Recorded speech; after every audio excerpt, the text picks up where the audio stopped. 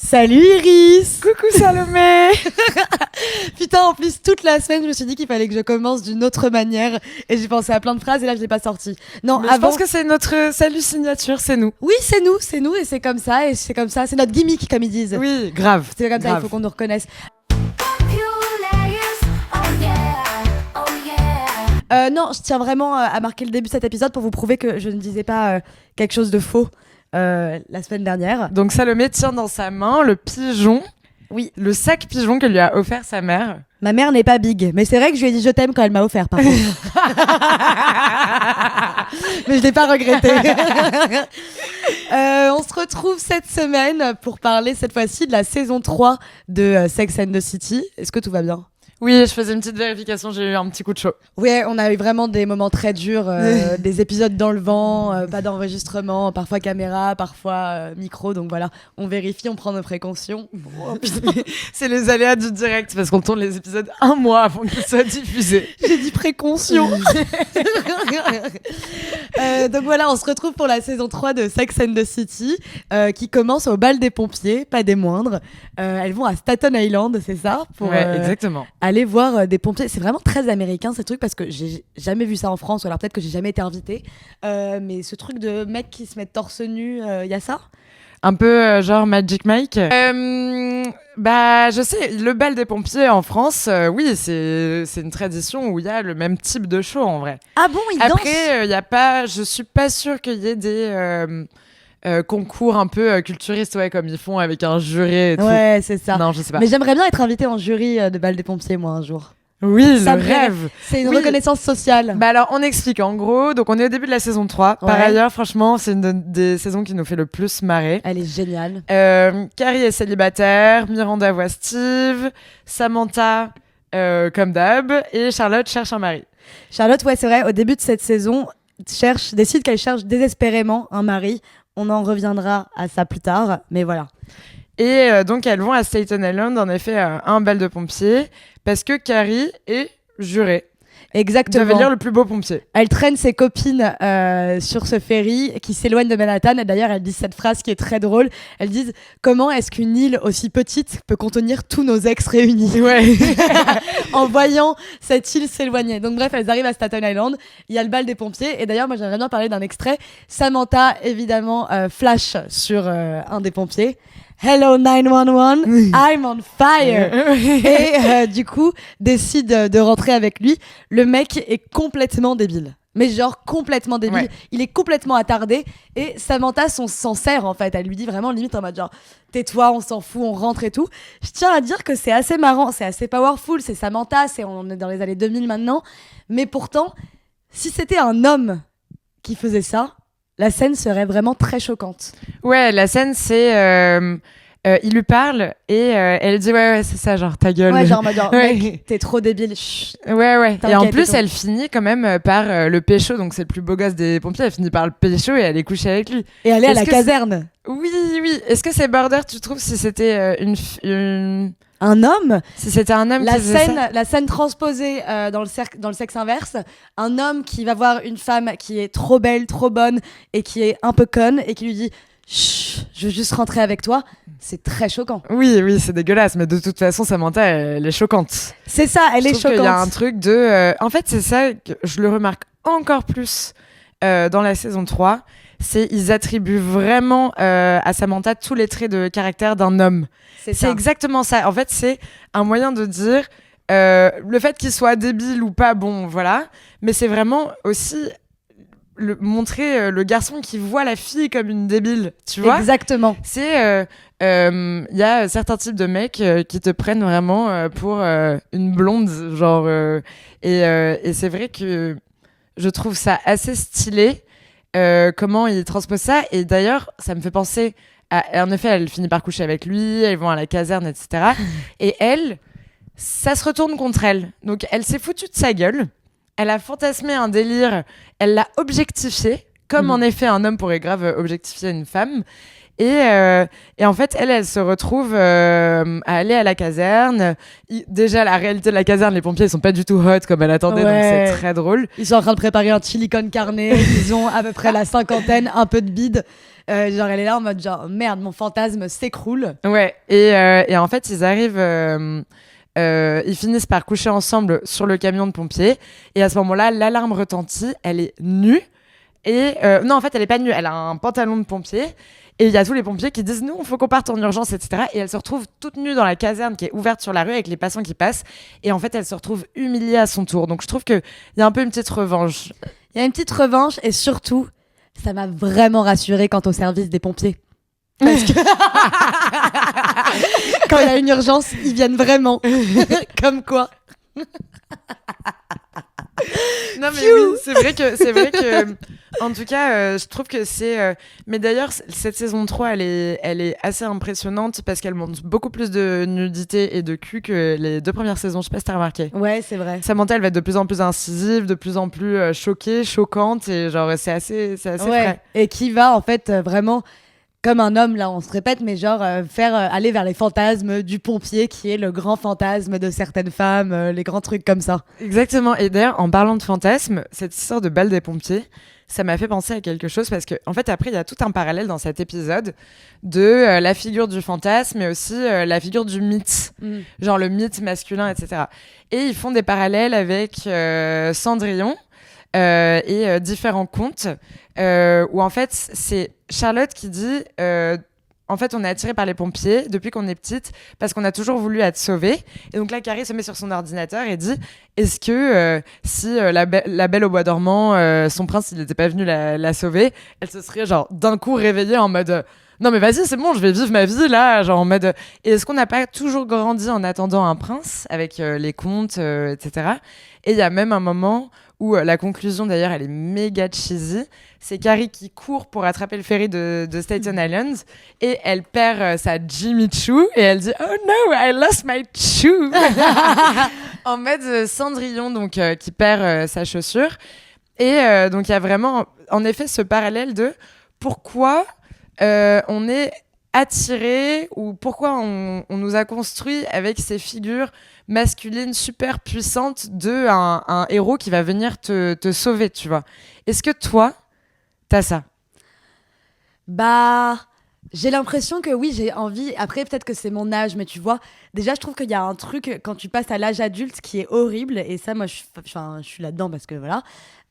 C'est que t'es responsable de toi-même. C'est plus tes parents. Moi, avant, si je faisais de la merde, je me disais, bah, c'est la faute de mes parents, genre, s'il m'arrive un truc. Et là, du coup, je pense que tu peux un peu rejeter ça maintenant sur ta vie amoureuse, surtout à notre âge, en disant, en fait, j'ai besoin de quelqu'un d'autre pour take care of me et tout. Mais je pense que c'est sur certaines femmes et que en fait, je le vois, en fait, que t'es plus rassurée parfois quand t'es face à un mec, une meuf, quelqu'un qui tient le truc. Ouais. Mais c'est dans un couple, quoi. Mais après, peut-être que les mecs cherchent la même chose aussi. Hein. Est-ce qu'ils cherchent pas la même chose, des mecs? Est-ce qu'ils vont pas lancer la figure de leur mère sur nous? Oui, si, complètement. Bah, mais voilà. oui. Salomé, dis-moi la vérité. Est-ce que t'as déjà fantasmé sur un personnage de film ou de dessin animé? Oui, je me suis rendu compte de mon attirance parce qu'il y a toujours... Ça se passe vers 7-8 ans, donc voilà. Et... Je connais la réponse. Voilà, ça se passe vers 7-8 ans, donc il y a toujours un truc qui déclenche quelque chose en toi en mode ah tiens, je suis attirée par l'humain. Enfin là, du coup, c'était pas l'humain, mais c'était Mickey parce qu'il y avait un épisode de Mickey où je sais pas, fallait le sauver. Non! Ah! Tu vois? Fallait le sauver là, c'est moi qui le sauvais en fait. Ouais. Et je sais pas, il était attaché et tout, et moi j'arrêtais pas de faire un rêve, du coup j'arrivais, je le détachais. Je sais pas, je crois que ça me turnait on de malade quand j'étais petite. Et genre, je sais pas, ouais, à venir à la rescousse de Mickey, j'étais vraiment en mode. Ouais. Après, sinon, oui, si tu veux que je réponde un truc un peu bateau, Eric dans La Petite Sirène est top. Ouais, c'est vrai qu'il est bien. Il est super bébé. Ouais, il est cute. Il est un peu. Genre, réveille-toi et tout, mais voilà. Enfin, c'est un truc comme ça. Moi, ça me fait penser juste à un autre truc de la saison, ces petites histoires d'amour. Enfin, là, on va parler de fantasmes, mais aussi de petites altercations. Charlotte, je crois, 2 épisodes après, rentre d'un date. Le date s'est super bien passé. Le prince charmant, le mec est top. Et là, il l'embrasse en bas de chez elle et en fait, il se met à lui lécher la figure. Ah Mais oui, genre à la l'horreur. pécho, à mettre la langue, mais genre partout sur le visage. C'est dégueulasse. Donc, moi, ça m'a fait penser au premier baiser que t'avais avec plein de monde. Et en fait, tu te rendais compte qu'il y a un conte de fées qui s'écroule littéralement quand tu te rends compte que t'es face à un bad kisser. Je me rappelle, moi, au collège, j'étais un mec, on allait s'embrasser. Et il est arrivé la bouche ouverte déjà vers moi. C'est très inquiétant. Tu sais déjà que ça va pas être bien quand la personne s'approche la bouche ouverte. Le chat, j'avais oublié. Ce qui fait peur. Il y a un petit chat qui vient justement de me kiss le bras là. Mais c'était hot ça. Donc moi j'ai un dis-moi la vérité Iris. Raconte-moi ton pire baiser. J'ai pas de souvenir de pire baiser. J'ai un souvenir du premier baiser. Du premier vrai baiser, j'étais en 6e. Et on avait, ou en 5e en fait, on avait bu un peu, tu sais, l'alcool qu'on trouve dans les placards des parents là. Ouais. Mais tu sais, on buvait genre un bouchon de rhum entier et on faisait semblant qu'on était bourrés. Wild, la et en fait, je savais que, mes rêves de bisous, c'était limite Titeuf et Nadia, tu vois, donc ça devait tourner grand et vite, etc. Et j'étais méga stressée. Et on s'était vraiment retrouvés un peu genre bouche contre bouche en ventouse à tourner hyper vite et j'avais trouvé ça génial, mais je m'étais dit mais c'est hyper fatigant, enfin c'est relou. Je suis lessivée les gars. Vraiment, je suis vraiment lessivée. La machine à laver justement, on appelait ça la machine à laver. Mais oui, mais tu te rappelles, en fait, je pense qu'on avait... Là, tu parles de Nadia et Titeuf, mais tu te rappelles pas de cette expo qui s'appelle le zizi sexuel quand on était petit et il y avait des langues et t'apprenais à pécho avec la main, t'avais la langue. Et moi, j'étais en train de dire, ok, donc je crois que c'est comme ça. J'ai ouï dire, mes sœurs m'ont dit qu'il fallait mettre un peu à droite, un peu à gauche. Et genre, j'étais... Tu sais, tu faisais l'anatomie du bisou avant même que ça t'arrive. T'étais en mode... C'était très instructif, quoi. Mais oui, mais c'est ça. Moi, j'ai l'impression que... déjà, je pense qu'on apprend à être un bon kisseur avec l'expérience, mais aussi parce que on en a parlé entre copines, entre sœurs, etc. Et les garçons comme Charlotte qui embrassent encore mal, je sais pas ce qui leur passe par la tête, mais... Je sais pas ce qui leur passe par la tête. Mais oui, il y a un truc, un manque de douceur, encore de reproduction mécanique, tu vois. Mais et oui. récemment, j'ai eu une mauvaise expérience de baiser aussi. Enfin, sur le coup, le baiser était très doux, mais le mec avait une petite barbe de 3 jours qui m'a irritée. Et genre, le lendemain, j'avais presque comme des vergetures sur la joue. Trop bizarre. Et donc, je montre à mes copines, je leur envoie des photos. Et là, il y a une copine qui m'a énormément inquiétée. Donc là, c'est un moment de prévention qui m'a dit qu'il y avait plein de meufs qui attrapaient des infections par les barbes des mecs. Mais c'est très grave. Ouais, parce qu'en fait, ça te cisaille un peu la peau si elle est sensible. Bref, si ça vous arrive, faut mettre du Silcafate. Du Cicalfate. Du Cicalfate. Oui, merci beaucoup Iris pour ces moments. Et toi, c'est quoi ton pire bisou? Bah, le moment où le mec est arrivé la bouche ouverte, je dirais. Oui. Ou alors... Non, quand j'étais petite, à un moment, on jouait à la bouteille dans un car. Et là, il y a un mec qui devait m'embrasser. Et le car a freiné. Et le mec a rentré sa dent là. Et du coup, j'ai une cicatrice ici. T'as vu? T'as carrément un bisou qui a laissé des traces, genre. Ouais, c'est vrai. Je confirme. Elle a une cicatrice. I lived. Putain, dur. Ouais. Ok. Enfin, voilà. Pour en revenir à Sex and the City, c'est pas la seule expérience horrible que Charlotte va vivre parce qu'elle a un même truc et ça, je trouve ça horrible et ça montre aussi à quel point les mecs, on en parlait la dernière fois, ont été affectés par la pornographie. Elle couche avec un mec qui est top. Le mec est trop gentil et tout, genre très doux et tout. Le mec, à chaque fois qu'il finit de coucher avec elle, il la traite de pute.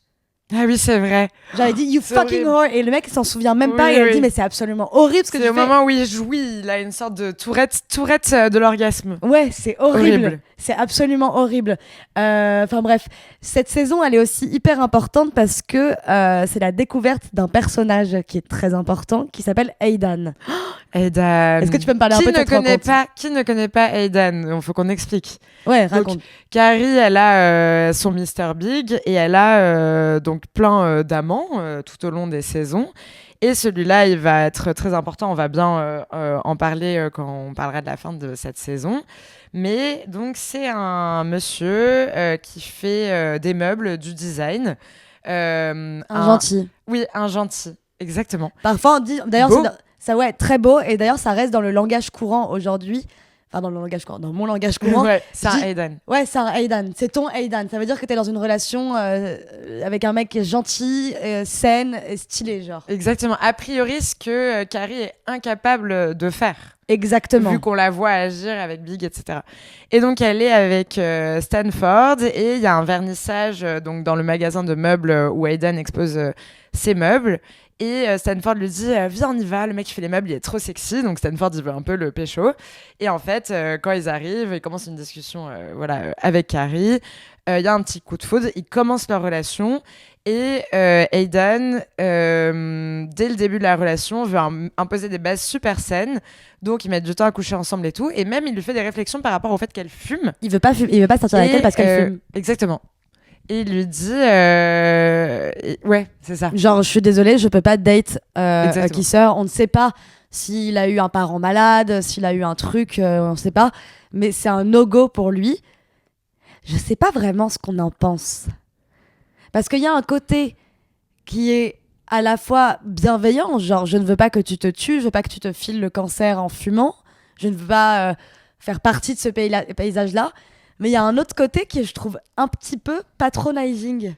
Bah ouais, c'est ça. Moi, je trouve qu'il y a alors un côté, vu que c'est avant qu'il date et qu'il n'est pas en train de lui imposer de changer après, c'est plutôt ok. Mais d'un autre côté, je trouve imposer à une personne de couper quelque chose qui lui fait vraiment du bien, enfin, même si ça lui fait, ça lui fait du bien. mal, mais je veux dire... c'est une addiction, donc oui, c'est évidemment négatif, mais c'est imposer à quelqu'un de changer avant même de l'avoir rencontré parce qu'il a envie d'être avec elle et il va un peu insister. Je trouve ça assez malsain. Bah, je trouve ça bizarre et en plus, il y a du coup cet épisode-là où elle décide de ne pas lui dire, lui mentir et lui dire qu'elle a arrêté de fumer. Donc ils passent la journée ensemble, c'est merveilleux. Mais déjà, tu vois qu'au bout de 5 heures, elle commence un peu à se gratter les veines. Elle est en mode genre, putain, ok. Et là, il est en mode genre, tu veux pas aller manger un bout? Elle est en mode genre, ah ouais, vraiment? Elle dit, j'ai que envie de partir et d'aller fumer la meilleure clope de ma vie. Ils vont au resto et tout. Elle en peut plus, vraiment, elle ne peut pas tenir. C'est impossible pour elle. Et elle dit, genre, il y a le moment de dessert, elle fait, ah putain, désolé, j'ai une deadline, il faut absolument que je parte. Et elle sort du resto. Là, elle fait un move où je suis vraiment en mode genre, Carrie, en vrai, genre, get your shit together, marche au moins pendant un pâté de maison. Elle va devant le resto, elle sort sa clope qu'elle fait tomber dans le caniveau, qu'elle ramasse, qu'elle coupe avec le doigt, le bout mouillé, c'est dégueulasse. Elle l'allume. Et là, il y a Aidan qui sort. Et genre, du coup, qu'il la surprend, la main dans le sac, en flagrant délit. Pardon, je sais pas pourquoi j'ai dit autant d'expressions. Sur le vif, sur le qui-vif. Hop, ah voilà, hop, sous le pif. Et il lui dit genre... elle le crame, elle est en mode genre, merde. Et là, il fait genre, on a un problème. Et là, je suis en mode genre, un peu de quoi je me mêle? Genre... Ouais, grave. Non, mais Aidan, de toute façon, de A à Z, il est assez moralisateur. Tu vois, moi, j'ai l'impression. C'est un méga moralisateur. Nous, on le voyait comme le mec bien. Mais en fait, c'est un mec qui a quand même du mal à ne pas imposer ses habitudes aux autres. Et d'ailleurs... Je pense que c'est aussi parce qu'on connaît... la suite. On connaît la suite, on connaît Just Like That et on voit en fait... Mais il y a des profils quand même, du coup, pour le rapporter un truc sans spoiler... de mecs ou de couples où t'as une personne qui a ses petites habitudes, ses petits arrangements, sa petite vision de la morale de ce qui est bien ou pas, fumer c'est bien ou pas, et qui impose tout le temps ça à l'autre en fait. Et l'autre est obligé un peu de s'adapter. Et pour une Carrie, c'est parfait parce que c'est une meuf qui de toute façon est un peu caméléon et a tout le temps envie de s'adapter. Mais il y a un côté un peu dangereux aussi finalement. Il y a un côté dangereux. Je trouve qu'en termes de relations et surtout de relations amoureuses, le manque de mobilité est très dangereux. Ouais. Ma mère appelle ça les menhirs. Et quand genre moi j'ai déjà été avec des mecs où genre ça se passait mal, j'étais très triste, ils changeaient pas et elle me disait tu sors avec un menhir. Donc soit t'apprends à accepter le fait que c'est un menhir. Ça me fait tellement penser à Obélix. Depuis tout à l'heure. J'ai l'impression de sortir avec Gérard Depardieu en Obélix. Genre. Ouais. Enfin bref. Donc je trouve que c'est vraiment un truc qui peut être méga dangereux. Finalement, Carrie va décidé d'arrêter de fumer, ça grâce à ses copines qui elles ont été top parce que du coup elle leur raconte, elle dit bon il est un peu bizarre, il veut que j'arrête de fumer, et là il y a même Samantha qui dit en mode genre en même temps arrête, c'est dégueulasse, genre meuf, genre c'est has-been de fumer, genre c'est une habitude mais détestable, profites-en pour arrêter. Toutes ses potes sont en mode arrête, donc là ça vient de ses potes, elle la force pas et c'est que bienveillant, donc Carrie dit ok, et c'est la fin de l'épisode qui est assez marrant où elle dit voilà j'étais obligée d'arrêter la relation et tout, même si ça commençait très bien et tout. On pense qu'elle parle d'Aidan et là en fait elle jette ses clubs dans les toilettes. Et là en fait du coup elle commence une relation avec Aidan qui se passe super bien. Vraiment ils s'éclatent, voilà, ils prennent leur temps pour coucher ensemble. Ça se passe finalement super bien. En fait parce qu'en plus il lui dit je coucherai avec toi que quand genre je serai sûre qu'on construira vraiment quelque chose. Donc quand ils décident de passer la nuit ensemble, elle dit genre ça faisait longtemps que je rentrais pas avec un mec en étant stressée. J'avais l'impression d'être vierge à nouveau. Pas vierge, mais en fait vierge de lui. Genre, c'était vraiment le début d'une relation. Et en fait, tout se passait bien. Et il y a cet épisode où Carrie, en fait, à chaque fois qu'elle dort à côté de lui, se lève en sursaut. Et vraiment en sueur, en sursaut et tout. Et en fait, elle se rend compte qu'elle fait des crises d'angoisse parce qu'elle est dans une relation saine qui n'a aucun problème. Ça m'intéresse beaucoup comme truc, ça, parce que je trouve que c'est vachement un truc de notre âge où on a évidemment commencé par avoir des histoires d'amour chaotiques parce qu'on était des enfants, on savait pas comment ça marchait et tout. Et que tu commences à toucher du doigt, en tout cas moi j'ai vachement connu ce truc, du coup là avec mon couple, c'est que j'ai commencé, ça fait 5 ans que je suis avec un mec où ça se passe super bien, c'est très sain. Et du coup, il y a ces trucs d'angoisse en mode. En fait, c'est l'horreur. Et t'as des moments où tu te réveilles et tu fais genre, mais en fait, je suis complètement folle là. Ouais, et en fait, tu te dis, c'est très angoissant d'être là et de te dire, putain, en fait, tout va bien. Ça va parfaitement bien, c'est parfaitement calme. Surtout qu'en fait, on a grandi avec des trucs tellement malsains, de relations un peu trop passionnelles. L'amour, si c'est bien, c'est un petit peu déchirant. Il faut que ça fasse un peu mal au quotidien. Des trucs comme ça, et on t'arrive pas à te construire avec ça. Tu penses quoi ? Non, je pense qu'il y a vraiment, en tout cas. De la manière dont Carrie le vit, des personnes qui, justement, elles se sont tellement attachées à ces schémas-là passionnels, etc., que oui, elles en souffrent et elles le rejettent complètement. Elles n'ont aucune base de modèle d'amour sain. Et c'est peut-être ce que toi, t'as vécu dans ton couple. En fait, c'est quelque chose de nouveau et tu le comprends pas. En fait, tu n'avais pas compris cet amour et il y a quelque chose d'hyper effrayant avec l'inconnu. Et il y a d'ailleurs certaines personnes qui n'arrivent même pas à tenir le coup et qui en fait se mettent que dans des relations, elles se font rejeter, donc comme Carrie avec Big, et c'est à celles-là qu'elles tiennent, alors que quand elles sont dans des relations avec des mecs comme Aidan, et en fait elles vont les repousser. Exactement. C'est une peur terrible de s'aimer, tout simplement. De s'aimer, et j'ai l'impression qu'en fait surtout tu vois chez certains couples qu'ils ont tous les deux peur de ça, et en fait ils vont essayer de faire passer cette peur par une dispute quotidienne. Il y a des gens qui se disputent pour se rapprocher, j'ai l'impression, parce que ça les rassure de se disputer et que ça pète. Et il y a des couples comme ça où en fait ils vont essayer de se disputer parce que voilà, ça aura fait au moins un petit truc intense dans leur journée, et c'est comme ça que leur amour doit se passer, quoi. Et ça me fait penser que pour en faire une boucle sur la conversation du tout début, Samantha est le pompier et Samantha qui agit comme un homme. Ça me prouve un peu aussi que ce type de dynamique, on a tendance à les genrer. Tu sais, on a tendance à dire c'est le garçon qui rejette, qui a peur de l'engagement, etc. Les filles, nous, on veut que le mariage, on veut que s'approcher. Genre, c'était vraiment des trucs, oui. Et en fait, la figure de Carrie, je trouve qu'elle montre qu'en fait, c'est pas du tout une question de genre.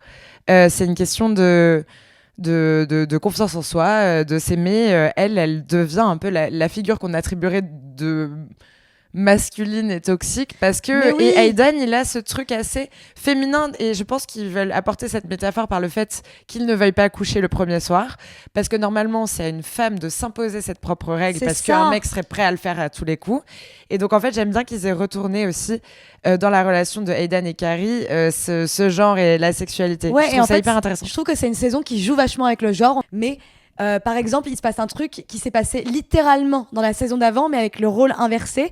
Il y a Steve qui aimerait bien commencer à mettre ses affaires chez Miranda. Elle lui dit mais c'est pourquoi? vrai. Il fait bah je sais pas, j'aimerais bien avoir au moins un tiroir à moi.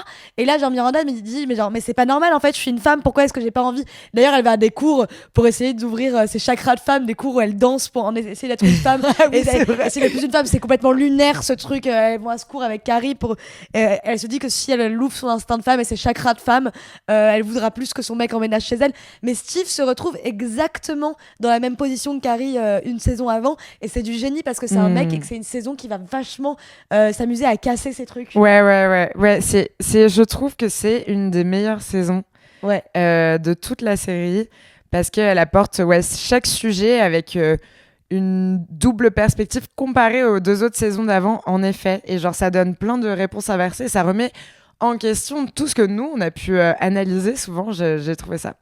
Et il y a un autre truc dont tu as parlé que j'ai trouvé assez cool, c'était qu'en fait, ce soit les filles qui disent à Carrie d'arrêter de fumer. Et cette saison 3, elle a beaucoup de moments très très forts de conversation entre les 4 filles et des conseils que les filles peuvent apporter. Et d'ailleurs, on en a parlé aussi pour les pompiers. Il y a un autre moment où, en gros, Carrie apprend par le journal, parce qu'elles sont toutes des personnages un peu publics, etc. Et donc, Mr. Big est un personnage public, Carrie Bradshaw aussi. Et elle apprend dans le journal le mariage de Mr. Big et de Natasha, donc la femme, la Ralph Lauren woman qu'il a rencontrée à Paris. Et c'est un moment terrible, déjà parce que on en parle juste après, mais avoir une image de ton ex dans le journal. Et en plus, c'est un peu le retour du bâton de ce dont on avait parlé aussi dans l'épisode d'avant. C'est le rêve de tenir au courant ton ex de ce que tu fais. Et bah là, et d'ailleurs, elle dit, c'est tellement pas Big de faire un article aussi long pour son mariage, ça vient certainement de Natasha, mais en fait, Big est consentant, et je pense que Big a évidemment pensé que Carrie verrait tout ça, et que ça la ferait souffrir. Tu vois, franchement, Big, on lui trouve beaucoup d'excuses, genre non, il penserait pas à ça, mais évidemment qu'il y pense. Et donc, s'ensuit, donc, elle lit pas l'article directement, Carrie, et ensuite, elle rentre chez elle, avec Charlotte, et là il y a une scène très belle où Carrie lui dit j'ai envie d'être seule, et Charlotte lui dit non attends, je pars avec le journal. Carrie dit non, laisse-le, et Charlotte lui dit ok, s'il te plaît, viens, on le lit toutes les deux, parce que de toute manière tu vas le lire et je préfère être là quand tu le fais. Et là la scène est géniale parce que du coup elle lui lit l'article, et elle lui parle du mariage, et elle dit par exemple elle portait un bouquet de machin, et là Carrie elle dit tellement nul un bouquet de machin, et elle s'arrête pas de dire que c'est pourri alors que le mariage avait l'air ouf. Et ça m'a fait penser à tellement de situations où en fait t'as le cœur brisé, ton ex s'est remis avec une autre personne, et en fait tu te mets à stalker, à en parler à tes copines, et genre parfois la meuf la nouvelle meuf c'est genre une meuf qui a l'air trop gentille, genre c'est une bombe atomique et tout, et t'es en mode oui, bon, elle a l'air sympa, mais enfin, petite attitude de bolos quand même, non? La question que j'allais te poser, c'est comment les amis doivent réagir dans ce genre de situation? Comment les amis doivent réagir lorsque tu es en train de partir dans ta folie de stalker l'ex, etc. Il n'y a pas de bonne réaction, mais il y a différents profils, je trouve. Je pense qu'il faut de la sincérité et de la douceur, mais qu'il faut arrêter, en fait, là... On a grandi, on n'est plus enfant, il faut arrêter de dire « Ouah, horrible cette meuf, oh mon Dieu, oh le ton !» Genre, faut arrêter en fait, surtout quand la meuf est obviously jolie. Mais par contre, genre, tu peux dire « Ouais, elle est jolie, je comprends que ça te fasse chier ou truc comme ça, ouais, elle est jolie et tout. » Mais faut pas non plus être en mode genre « Putain, elle est trop belle, ouah, le seum !» Genre, faut pas commencer à être comme ça non plus. Ça. Non, mais je trouve que... Charlotte a une bonne réaction parce qu'elle reste assez neutre, elle attend que Carrie dise des trucs, et elle fait genre oui c'est vrai, etc. Et il y a un peu un truc où aussi après Carrie croise Natasha par hasard dans une boutique, et Carrie elle essaye absolument d'être hyper gentille avec elle, etc. Et Miranda elle est juste en mode hey. Et moi ce que j'aime c'est la réaction d'une amie qui montre pas forcément, mais oui, elle est pourrie, et genre on trash talk pendant des heures sur la personne, mais plus en mode oui, bon, ok, elle est bien, mais toi, tu es merveilleuse, et quelqu'un qui reste by your side, genre. Là, Charlotte, elle est venue chez Carrie, ce qui arrive assez rarement. Miranda, elle est là, et elle t'épaule, et tu sens qu'en fait, si l'autre personne ne t'aime plus, elle a une nouvelle personne, et bah toi, t'as des gens hyper solides qui t'aiment à côté. Je sais pas, je pense que c'est ça la meilleure réaction. Bah, méga solide en fait, elles sont vraiment là avec elle et elles l'accompagnent. En plus, c'est très drôle parce que Carrie croise 2 fois Natasha. Donc là, on va dire les 2 fois où elle l'a vue, c'était dans les Hamptons. Carrie avait un chapeau de cow-boy, un bandeau et une jupe. Elle se sentait ridicule. Puis elle la croise alors qu'elle est en train d'essayer des culottes dans un magasin. Donc elle croise Natasha en culotte taille haute soutif. Et en fait, Natasha dit qu'elle essaye une robe pour un luncheon qu'elle fait de femmes dans le monde, dans les arts de New York, qu'elle fait partie du comité. Ouais, c'est insupportable. Qu'elle fait partie du comité. Donc Carrie dit ah ouais, bah je suis invitée, je vais y aller et tout. On se voit là-bas. Et là, du coup, Carrie se met en tête d'être trop belle à ce truc. Finalement, ce qui est marrant, c'est que Natasha ne va même pas venir. Donc Carrie cherche pendant des semaines sa tenue, se présente avec Samantha et Natasha n'est même pas là. Donc elle a trop le seum. Mais est-ce que tu trouves aussi que c'est normal de vouloir que la nouvelle meuf de ton ex te trouve jolie? Ouais, en vrai, ouais. Pour avoir vécu quelques situations un peu similaires, il y a un peu un truc de... aussi, c'est trop bizarre, mais c'est une manière de dire... genre, qu'elle te trouve jolie ou aussi qu'elle te trouve cool, et c'est une manière de dire t'inquiète, je suis passée à autre chose, genre... Ouais. Et ça peut être très sincère, tu vois, c'est une manière de dire...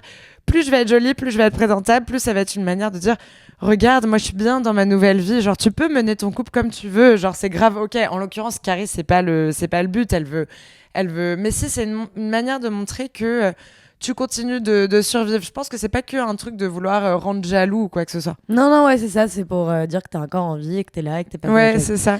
Et il y a un truc presque bienveillant, je trouve, en mode dans le fait de vouloir que la nouvelle meuf te trouve jolie, genre, je sais pas. Ouais. Pas si malsain, genre, je sais pas. Ouais, je sais pas. T'as aussi pas envie d'être la bolosse d'ex. Ouais, bien sûr, bien sûr.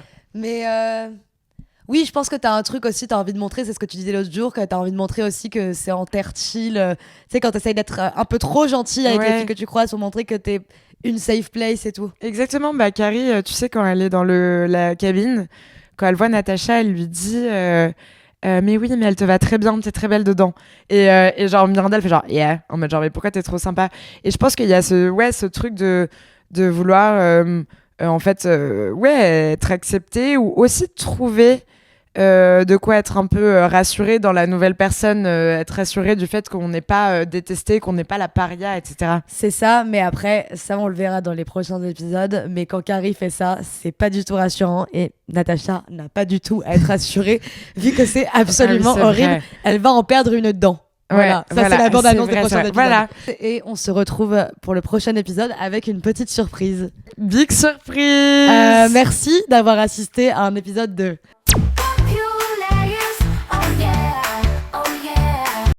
Montre bien. T'as fait un bisou dans le micro.